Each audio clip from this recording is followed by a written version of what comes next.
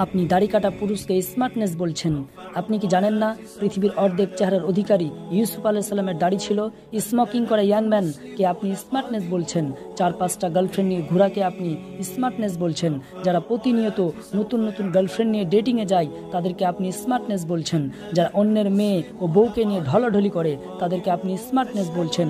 মদের বোতলে যারা রাত দিন চুমু খায় তাদেরকে আপনি স্মার্টনেস বলছেন। যারা পেশাব কি করে জানে না তাদেরকে আপনি স্মার্টনেস বলছেন। যাদের ক্রোম ব্রাউজার অশ্লীল ভিডিও হিস্টোরি দিয়ে ভর্তি তাদেরকে আপনি স্মার্টনেস বলছেন। যাদের ফ্যান ফলোয়ার্স চরিত্রহীন তাদেরকে আপনি স্মার্টনেস বলছেন। যারা অজু ছড়া দিন পার করে তাদেরকে আপনি স্মার্টনেস বলছেন। হাই আফসোস, যদি আপনাদের ভাষায় এরা স্মার্টনেস হয় তাহলে আসল স্মার্টনেস ও পুরুষত্ব কোথায়? তা কি নগ্ন বাজারে নিলাম হয়ে গেছে? এই নগ্ন বাজারের রাজাকে, এই নগ্ন বাজারের মালিককে?